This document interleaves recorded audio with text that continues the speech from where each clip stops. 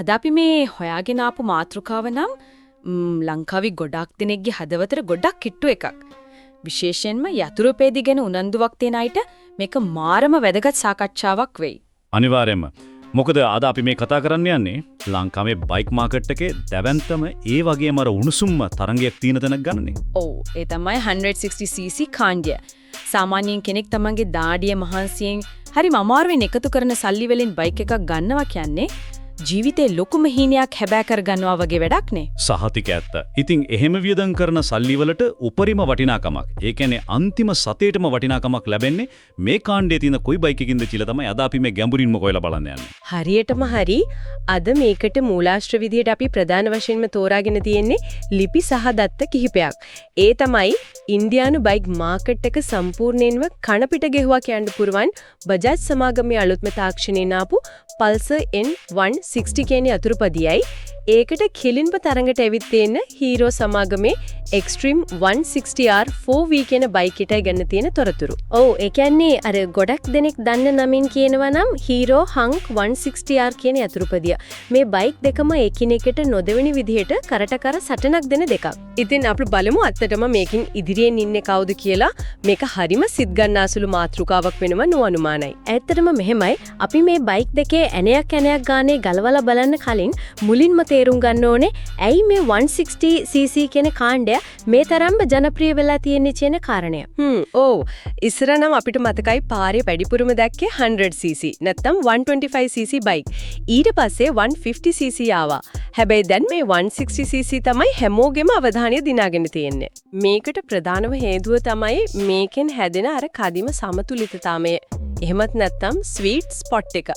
සරලවම කිව්වොත් පවර් එකයි පෙට්‍රල් වැඩ කරන එකයි කියන දෙකේම මැද තැන තමයි මේක. ඒ කියන්නේ දුර ගමනක් යන්න ගියොත් හිතන්නකෝ කොළඹ ඉඳන් නුවර යනවා කියලා. 100cc බයික් එකකින් කන්දක් අදින්න ගියාම එන්ජින්ට දැනෙන මහන්සිය ඉස්සරහින් යන බස් එකක් ඕවර්ටේක් කරන්න ගියාම දැනෙන බය ගැන අපි අත්දැකීමෙන් දන්නවා. ඒක තමයි බලය මදිවීම එතනදී ලොකු ප්‍රශ්නයක්. හැබැයි ඒක මගහැර ගන්න කියලා 200cc හෝ 250cc වගේ ලොකු බයික් එකක් ගත්තොත් දවස් ගානේ ඔෆිස් යන්න ට්‍රැෆික් එකේ රස්තියාදු වෙන්න ගියාම පෙට්‍රල් වලට යන වියදම දරා ගන්න අමාරුයිනේ. අන්න ඒ ප්‍රශ්න දෙකම විසඳන ප්‍රායෝගිකම තැන තමයි මේ 160cc කියන්නේ. සතිය දවස් 5 පෙට්‍රල් ඉතුරු කරගෙන වැඩට යන්නත් පුළුවන්. සතියන්තේ කිසිම බයක් නැතුව දුර ගමනක් යන්නත් පුළුවන්. හරියටම හරි. අනේ නිසයි බජාජ් සහ හීරෝ වගේ දැවැන්ත සමාගම් තමන්ගේ තියෙන හොඳම තාක්ෂණය මේ කාණ්ඩයට ඔබන්න මෙච්චර උත්සාහ කරන්නේ. හරි. අපි මේක එකින් එක විමසා බලමු. කවුරු වුණත් බයික් එකක් ගන්නකොට මුලින්ම බලන්නේ ඒකේ ලුක් එකනේ. පෙනුම ගැන මුලින්ම කතා කළොත් ඔව් බජාජ් පල්සර් N160 දිහා බැලුවොත් ඒක දැක්ක ගමන් හිතෙන්නේ මාරම ආක්‍රමණශීලී. ඒ කියන්නේ හරිම ඇග්‍රෙසිව් පෙනුමක් තියෙනවා කියලා.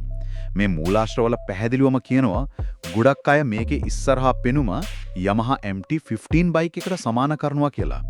ඒකට ප්‍රධානම හේතුව අර ඉස්සරහ තියෙන රොබෝ කෙනෙක්ගේ මූණක් වගේ පේන LED ප්‍රොජෙක්ටර් හෙඩ්ලැම්ප් එක සහ ඒක දෙපැත්තේ තියෙන කෝපාවිෂ්ඨ S2ක් වගේ පේන LED DRLs දෙක නේද? ඕ රාත්‍රී කාලයේදී පාරේ කිසිම ලයිට් එකක් නැති වෙලාවක මේ ප්‍රොජෙක්ටර් ලයිට් එකෙන් පාරට වැටෙන ආලෝකය හරිම තියුණුයි. ඒ වගේම ඒකෙන් බයික් එකට එන්න පුදුම ප්‍රීමියම් පෙනුමක්. අනිත් එක තමයි මේක නේකඩ් ස්ට්‍රීට් කියන ඩිසයින් එකට හදලා තියෙන්නේ. ප්ලාස්ටික් කවර වලින් ඔක්කොම වහලා නැහැ. හැබැයි අයින්දන ටැංකිය, ඒ කියන්නේ ටැංක් එක වටේට ලොකුවට දීලා තියෙන ටැංක් ෂවුඩ්ස් නිසා උඩින් ඉඳන් බැලුවම මේක මාරම ලොකු බයික් එකක් වගේ පේනවා. තරම පාරේ යද්දී අනිත් අයගේ අවධානය ගන්න පුළුවන් විදිහේ ලොකු ගැඹීරත්වයක් පල්සර් එකට තියෙනවා. මෙතන තියෙන පුදුම සහගත කාරණය තමයි මේ තරංගයේ අනෙක් පැත්තෙන් එන හීරෝ හංක් 16R දිහා බැලුවම පේන දේ. ඒ කියන්නේ හීරෝ සමාගම මේකට වෙනස්ම විදිහේ ප්‍රවේශයක් අරගෙන තියෙන එකද? හරියටම හරි. පල්සර් එක හැකිතාක් ලොකු පෙනුමක් පෙන්වන්න උත්සාහ කරද්දී හංක් එක හදලා තියෙන්නේ මස් පිඬු පිරුණු ශක්තිමත් පෙනුමක් තියාගෙනම හරිම සංයුක්ත විදිහට. ඉංග්‍රීසියෙන් කියනවනම් හරිම කොම්පැක්ට් ඩිසයින් එකක්. මේකේ වාසිය විදිහට අටට දකින්න පුරුම වෙන්නේ නගරබද අර තද ට්‍රැෆික් එකකදී වාහන දෙකක් අස්සෙන් රිංගලා යන්න ඕනේ වෙලාවක මේ හැඩේ මාරම ප්‍රායෝගික වෙන එක නේද? බයික් එක ලොකු වැඩි වුණාම හැමතැනම දාන්න අමාරුයිනේ. අනිවාර්යෙන්ම.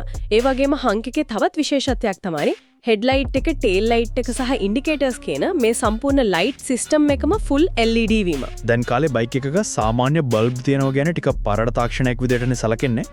LED නිසා බැටරියට යන බර අඩු වෙනවා වගේම පෙනුමත් හරිම නවීනයි. ඒක තමයි. ඉතින් පෙනුම ගැන සාරාංශ කරලා කිව්වොත් ටිකක් ලොකුවට පේන සැර පෙනුමක් තියෙන බයික් එකකට කැමති කෙනෙකුට Pulsar N160 එකත් පිළිවෙලට හැදුවා. ට්‍රැෆික් එකේ ලේසියෙන් හසුරුවන්න පුරුවම් හැඩයකට කැමති කෙනෙකුට Hunk 160R එකත් ගැලපෙනවා. ඒ විග්‍රහය නම් නියමයි. පෙනුමෙන් පස්සේ අපි අමුකෝ බයික් එකක හදවතට ඒ කියන්නේ එන්ජිම සහ ධාවන හැකියාව. සංඛ්‍යාත්මක දත්ත දිහා බැලුවොත් මේ දෙකෙම තියෙන්නේ කරට කර සටනක් දෙන එන්ජින් දෙකක්. ඔව් මූලාශ්‍රම වලට අනුව Bajaj Pulsar N160 එකේ තියෙන 164.82 cc ධාරිතාවයක් තියෙන oil cooled engine එකක්. මේකෙන්නේ 212 තාක්ෂණයෙන් මේකෙන් 16 PS ක උපරිම බලයක් සහ 18.65 Nm ක ව්‍යුවර්ථයක්. ඒ කියන්නේ ටෝක් එකක් නිබදවනවා. මේ එන්ජිම ගැන විශේෂයෙන්ම කියන දෙයක් තමයි මේකේ තියෙන පුදුමාකාර ස්මූත් ගතිය. ඒ කියන්නේ කම්පනය නැත්තම් වයිබ්‍රේෂන් එක හරිම අඩුයි. ඒක තමයි. විශේෂයෙන්ම අපි කියනවා low end සහ mid range කියලා. ඒ කියන්නේ ට්‍රැෆික් ලයිට් එකක් ළඟ ඉඳන් ගමනේ පටන් ගන්නකොට සහ සාමාන්‍ය වේගයකින් නගරයක් ඇතුලේ යද්දී එන්ජින් මෙන් දෙන ප්‍රතිචාරය මාර්ම සුමටයි. අනෙක් පැත්තෙන් Hero Hunk 160R4 V1 දිහා බැලුවොත් ඒකේ තියෙන 163.2 cc oil cooled engine එක. හැබැයි මේකේ බලය 16.9 PS දක්වාත් ව්‍යුවර්ථය 18.6 Nm දක්වාත් යනවා. ඒ කියන්නේ සංඛ්‍යාත්මකව බැලුවොත් හංක් එක පොඩ්ඩක් ඉස්සරහින් ඉන්නා වගේ පේනව නේද? අනිවාර්යයෙන්ම. හැබැයි අපි මේක වඩාත් පුළුල් රාමුවකට සම්බන්ධ කරලා බැලුවොත් තමයි මේකේ නියම වෙනස තේරෙන්නේ. මේ හංක් බයික් එකේ 9 යකට තියෙන ඔය 4V කියන්නේ 4 valve කියන එකනේ. මේක ඇත්තටම මාර වැදගත් තාක්ෂණික පිම්මක්. ඒක සරලව පැහැදිලි කරනවා නම්. මෙහෙමයි හිතන්නකෝ කෙනෙක් නහෙන් විතරක් හුස්ම ගන්නවා කියලා. එතකොට යම් සීමිත වාතය ප්‍රමාණයක් න්යඟට යන්නේ. ඒක හරියට 212 එන්ජින් එකක් වගේ. හැබැයි ඒකේ නාම දුවන ගමන් කටත් අරගෙන හුස්ම ගත්තොත් ගොඩක් වැඩි වාතයේ ප්‍රමාණයක් ඉක්මනින් ඇඟට යනවා ඉක්මනින් පිට වෙනවා. හරියටම හරි. අන්න ඒක තමයි 412 එන්ජින් එකක් කරන්නේ. එන්ජින් එකට හුස්ම ගන්න ලේසි. ඉන්ධන සහ වාතය ඉක්මනින් ඇතුළට ඇවිත් පිච්චිලා ඉක්මනින් පිට වෙලා යනවා. එතකොට මේකේ ප්‍රතිඵලය තමයි බයික් එක පටන් ගන්නකොට තියෙන පිකප් එක මාරම වේගවත් වෙන එක. ට්‍රැෆික් ලයිට් එක කොළ පහට වුණු ගමන් ඉස්සරහටම විදින්න ඕන නම් හංක් එක එකට නියමෙටම ගැලපෙනවා. ඔව් හැබැයි මේකේ අනිත් පැත්තකුත් තියෙනවා කියන එක දිගට පැය 2-3ක් බයික් එක පදිනවා නම් මොකද වෙන්නේ? අර හංක් එකේ වේගවත් බවට වඩා එතනදී වටින්නේ අර පල්සර් එකේ තියෙන ස්මූත් ගතිය. ඒක ඇත්ත. එන්ජින් මේ කම්පනය අඩුයි කියන්නේ අත් දෙකට කොන්දට දැන්නත හිටුව ගොඩක් අඩුයි කියන එකනේ. ඒ නිසා දුර ගමන් යන අයට Pulsar එන්ජින් එකෙන් ලොකු සහනයක් ලැබෙනවා. ඊටකොට වේගයයි සුමට බවයි කියන දෙකෙන් Tamanට ඕනේ දේ තෝරගන්න එක තමයි කරන්න තියෙන්නේ. හැබැයි කොච්චර වේගෙන් ගියත් වැඩක් නැහැනේ. නවත්ත ගන්න බැරි නෝ. මෙතනදී තමයි මේක ගොඩක්ම රසවත් වෙන්නේ. මොකද මේ බයික් දෙකේ තියෙන ලුක්කම සහ තීරණාත්මකම වෙනස තියෙන්නේ ආරක්ෂාව කියන තැන. ඔව් Bajaj Pulsar N160 බයික් එකේ dual channel ABS පද්ධතියක් එනවා. මේ 160cc කාණ්ඩේ බයික් එකකට මේක ලැබෙනවා කියන්නේ මාරම වටිනාකමක්. හැබැයි Hero Hunk එකේ තවමත් එන්නේ single channel ABS පද්ධතියක් විතරයි. මේකත් එක්කම මීටර පුවරු ගැනත් පොඩ්ඩක් මතක් කළොත් දෙකේම තියෙන්නේ ඩිජිටල් ඩිස්ප්ලේ. හැබැයි පල්සර් එකේ අර ඉන්ෆිනිටි ඩිස්ප්ලේ එකක් එනවා. ඒ කියන්නේ බෝඩ් එකක් නැතුව දිගටම තියෙනවා වගේ පේන ලස්සන ඩිසයින් එකක්. ඒකේ ගියර් එකත් පෙන්නනවා. අනිත් පැත්තෙන් හංක් එකේ ඩිස්ප්ලේ එකේ තියෙන විශේෂත්වය තමයි දවල්ටයි රැටයි ගැලපෙන්න ඒකේ දීප්තිය අපිටම වෙනස් කරගන්න පුළුවන් පහසුකම දීලා තියෙන එක. ඒක හොඳ පහසුකමක්. හැබැයි අර ඩුවල් channel ABS ගැන කියපු කාරණිය නම් අපි අනිවාර්යෙන්ම ගැඹුරින් කතා කරන්න ඕන දෙයක් නේද? ඔව් ඔව්. මීටර් පුවරුවේ ලස්සනට වඩා ජීවිතය බේරෙන තාක්ෂණයක් ගැනයි එතනදී කතා කරන්නේ. දැන් හිතන්න අපේ ලංකාවේ පාරවල් ගැන. එක පාරටම ලොකු වැස්සක් වැහැලා පාරට එත් වෙලා තියෙනවා. නැත්තම් පාර අයිනේ වැලි ගොඩ ගැහිලා තියෙනවා. ඔය වගේ වෙලාවක එකපාරටම පාර හරහා බල්ලෙක් පැන්නොත් නැත්නම් ඉස්සරහින් වාහනයක් දැම්මොත් අපි කරන්නේ බ්‍රේක් දෙකම තද කරලා අල්ලන එකනේ. ඒක තමයි. එතකොට සිංගල් channel ABS එකක් තියෙන බයික් එකක නම් ඉස්සරහ රෝදේ ලොක් වෙන්නේ නැතුව බේරේ. හැබැයි පිටිපස්සේ රෝදය ලොක් වෙලා බයික් එක ලිස්සලා යන්න තියෙන එකකට මාරම වැඩි. අන්න ඒ වෙලාවට තමයි dual channel ABS එකක් තියෙන එකේ වටිනාකම තේරෙන්නේ. ඒකෙන් ඉස්සරහ වගේම පිටිපස්සේ රෝදයත් හිර නොවි ටයර් එක පාරේ ඇලීගෙනම බයික් එක ආරක්ෂිතව නවත්ත ගන්න පුළුවන්. ඒක නිකම්ම ඉංග්‍රීසි වචනයක් නෙවෙයි අත්‍තරම ජීවිතයක් බේරන දෙයක්. අර මෙහෙම කියනකොට හංක් එකට ලොකු අසාධාරණයක් වෙනවා වගේ පේන්න පුළුවන්. ඒක සමබර කරන්න හීරෝ සමාගම වෙනත් තැනකින් ලොකු ගෙමක් ගහලා තිනවා. ඒ කියන්නේ සස්පෙන්ෂන් නැත්තම් ෂොක්ස් වරින් නේද? ඔව්. හංක් 160R එකේ ඉස්සරහ තියෙන්නේ අප්සයිඩ් ඩවුන් එහෙමත් නැත්නම් USD ෆොක්ස්. පල්සර් එකේ තියෙන්නේ සාමාන්‍ය ටෙලිස්කෝපික් ෆොක්ස්. ඒ කියන්නේ සාමාන්‍ය ෂොක් එකක අර මහත කොටස තියෙන්නේ පහලින් හීනි කොටස උඩින්නේ. හැබැයි USD ෆෝක් එකේ මහතේ බර කොටස තියෙන්නේ උඩින්. හරියටම හරි. මේ නිසා බයික් එකේ ඉස්සරහා බර හරි ලස්සනට සමතුලිත වෙනවා. මේකේ ප්‍රායෝගික වාසිය තේරෙන්නේ හොඳ වංගුවක් ගන්නකොට. පාරේ ඇලී පවතින ස්වභාවය අපි කියන ස්ටෙබිලිටි එක හංක් බයික් එකට මේ USD ෆෝක්ස් නිසා මාර විදිහට ලැබෙනවා. ඒ කියන්නේ කෙලින් පාරක බ්‍රේක් කරද්දි පල්සර් එක දිනනවා. හැබැයි වංගුවක් ගද්දි හරි ට්‍රැෆික් එකේ රින්ගද්දි හංක් එක ඉස්සරහින් ඉන්නෝ වගේ දෙයක් නේද ඔය කියන්නේ? ඔව් ඒ වගේ දෙයක් තමයි. හරි. දැන් අපි කතා කරමු ප්‍රායෝගිකත්වය ගැන. කොච්චර තාක්ෂණය ගැන කතා කළත් අන්තිමට බලන්නේ පෙට්‍රල් කොහොමද කියන එකනේ. ඔව් මේ තියෙන දත්තවලට අනුව බජාජ් පල්සර් N160 එකකින් සාමාන්‍යයෙන් ලීටර එකකට කිලෝමීටර් 55ත් 54 ප්‍රමාණයක් වැඩ කරනවා කියලා තහවුරු වෙලා තියෙනවා. අනෙක් පැත්තෙන් හීරෝ හංක් එකේ 4 valve engine එකක් තිබුණත් ඒකෙනුත් ලීටරයකට කිලෝමීටර් 45ත් 48ත් අතර ඉන්ධන කාර්යක්ෂමතාවයක් ලැබෙනවා. ඒ කියන්නේ පෙට්‍රල් වලින් නම් මේ දෙකේ ලොකු වෙනසක් නැහැ. හැබැයි සැප පහසුව එහෙමත් නැත්නම් කම්ෆර්ට් එක ගැන බලුවොත් පොඩි වෙනසක් තියෙනවා. පල්සර් එකේ සීට් එක තරමක් දිගයි පළලයි.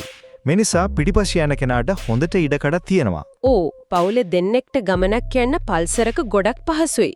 හැබැයි අර අපි කලින් කතා කරපෝ හංක් එකේ තියෙන සංයුක්ත ඩිසයින් එක නිසාම ඒකේ පිටිපස්සේ සීට් එක තරමක් කුඩයි. ඒ නිසා පිටිපස්සේ යන කෙනාට නම් පල්සර් එකේ තරම් පහසුවක් නොලැබෙන්න ඉඩ තියෙනවා.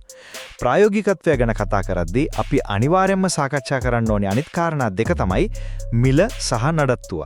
අද තියෙන වෙළඳපොළ මිල ගණන් වලට අනුව බැලුවොත් හීරෝ හංක් 160R 4V බයික් එක රුපියල් ලක්ෂ 9ට ටිකක් වැඩියෙන් ගන්න පුළුවන්.